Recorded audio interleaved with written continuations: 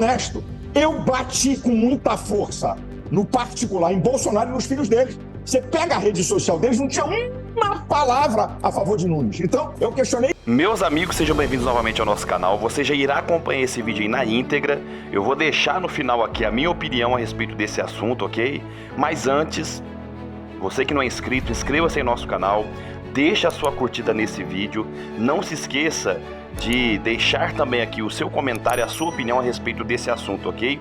Sem mais delongas, vamos acompanhar o vídeo aí. E deu a impressão, sobretudo depois da sua entrevista para a Mônica Bergamo, que há uma certa divisão na direita brasileira, né? Os filhos do presidente, sobretudo o Carlos Bolsonaro, disse, olha, se ele enxerga o trabalho do governador Tarcísio em São Paulo como algo de menor importância. Disse que se o Bolsonaro tivesse dito, olha, ninguém presta atenção no Tarcísio, o Tarcísio não teria tido relevância. E que, na verdade, na avaliação dele, Carlos Bolsonaro, quem levou votos para o cesto do Ricardo Nunes foi o Bolsonaro e não o Tarcísio de Freitas. Há um certo ciúme, né? O senhor acha que há esse risco de a direita chegar dividida lá em 2026? E por que há tanto ciúme em relação ao Tarcísio de Freitas? Bem, a questão de ciúme tem que perguntar a eles, tá? Ao perceber isso daí, qual é a minha questão? Parem para analisar sem nenhuma paixão. Por exemplo, quando o Eduardo Campos, o governador falecido, foi candidato, história na esquerda. Ciro Gomes, história na esquerda. Ok, perfeito. A minha discussão não é essa. A minha discussão é de um farsante que não tem história nenhuma. Pega aí, por favor. Eu não vou nem muito além. 3 últimos anos.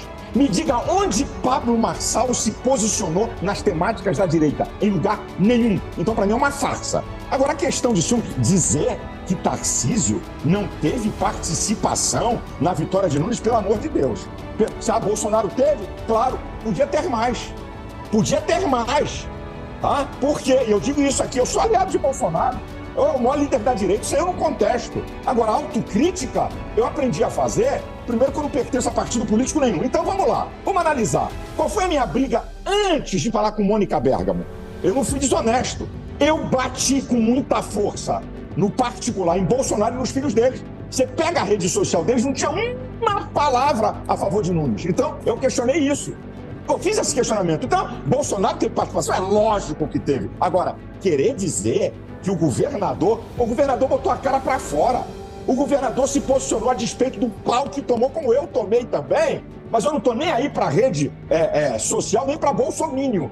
Eu classifico apoiadores de Bolsonaro, gente que pensa, que gosta, que analisa, e todo o radicalismo, seja os apoiadores radicais de Lula, ou seja os apoiadores radicais de Bolsonaro, para mim essa gente não interessa, porque eles só falam para bolha, eles só vêm ali o momento. Então, o Tarcísio, sim, teve uma participação grandiosa nessa questão, pelo amor de Deus. O senhor retira as frases duras que o senhor disse a Mônica Bergamo, dizendo que Bolsonaro é um covarde, o senhor disse que porcaria de líder é esse que o senhor falou a ele. O senhor retira ou mantém essas críticas duras que o senhor fez a Bolsonaro naquele dia e falou, inclusive, que o senhor não é um alienado, e sim um aliado dele, né?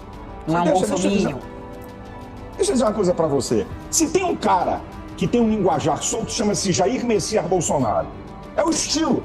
Quem é franco, fala desse jeito que eu falei. Mostra o momento da indignação. Agora, o outro lado da entrevista, que muita gente não viu, a Mônica tá aí, sabe? Eu falei, eu não vou rejeitar Bolsonaro por um ato errado da sua história. Porque ele tem muita gasolina, tem muito café no bule da sua história. Nesse momento, desse ato, eu chamei ele de frouxo e covarde, porque eu achei, é minha percepção.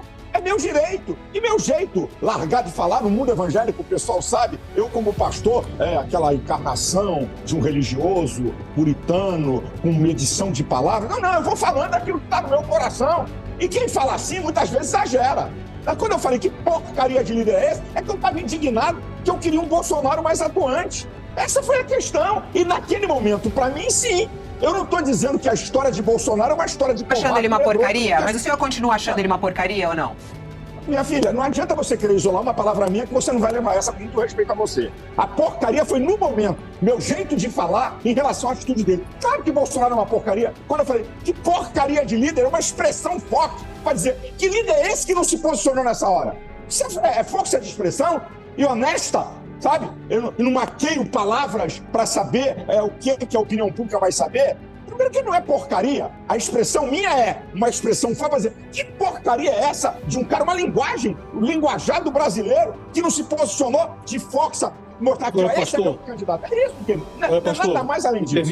Me permite utilizar o seu raciocínio para projetá-lo para 2026. Nesse momento, o grupo ao qual o senhor pertence, o grupo da direita, o conservadorismo nacional, está diante de um dilema. E precisa discutir esse dilema. O Bolsonaro está inelegível para 2026. Pode ser que ele obtenha uma anistia no Congresso, pode ser que o Supremo venha a derrubar a inelegibilidade do TSE, mas essas possibilidades são hoje possibilidades menos prováveis, né? E não se discute a alternativa. Aí surge esse que o senhor chama de aventureiro, que é o Pablo Marçal, como pode surgir, esse também vai ficar inelegível, muito provavelmente, mas pode surgir amanhã outro aventureiro que se aposse desse discurso de direito. O que eu queria lhe perguntar é se não parece ao senhor também uma certa covardia não discutir a alternativa, permitir que essa dúvida sobreviva e com eventuais solavancos durante o percurso. Já não era o caso de admitir, como o senhor mesmo diz, olha, o Tarcísio fez um papel em São Paulo, foi um papel importante. Não era importante já dizer de pronto, parece que todo mundo tem medo, o Tarcísio de Freitas é a alternativa para 2026? Existe a possibilidade de que ele venha a ser candidato? O senhor defenderia essa hipótese ou acha que é também cedo para discutir isso? Deixa eu falar uma coisa para vocês. Eu não vi a esquerda discutir outra possibilidade com Lula preso e condenado. Eu não vi. Eu não vi ninguém do PT discutir quem é a alternativa. E Lula estava na cadeia, condenado em todas as instâncias. E vamos lá, vamos fazer análise fria. O STF condenou Lula porque não deu o habeas corpus. Depois de Lula preso, a segunda turma negou por 3-2. Então, o STF também condenou Lula. E eu não vi ninguém do PT discutir alternância. Agora, vamos lá. Inegibilidade de Bolsonaro. Bem, se o STF não liberar Bolsonaro, vai dar uma demonstração que é partido político. Pessoal, olha, eu concordo em partes aí com o pastor Silas Malafaia, principalmente nesse final, quando ele fala a respeito de Lula e Bolsonaro, a questão da inelegibilidade.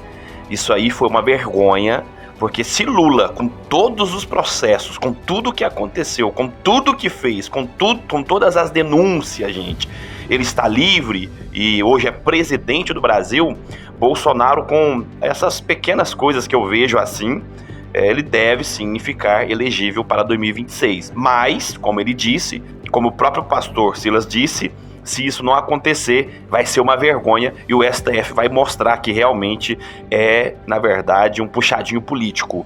Agora, eu só lamento essas questões dele falar a respeito aí do Pablo Marçal e também do Bolsonaro. Aí hoje eu não concordo com essa linha dele. Eu penso que nós cristãos, e principalmente quando a pessoa exerce liderança, tem que tomar cuidado com as suas opiniões, com até ataques que possam ser feitos aí contra pessoas aí que têm ligação com a direita. Essa é a minha humilde opinião. E você, o que você pensa? Fique à vontade para deixar aqui nos comentários o que você pensa, qual é a sua opinião. Você concorda comigo? Você acha que tá certo o Pablo Marçal aí?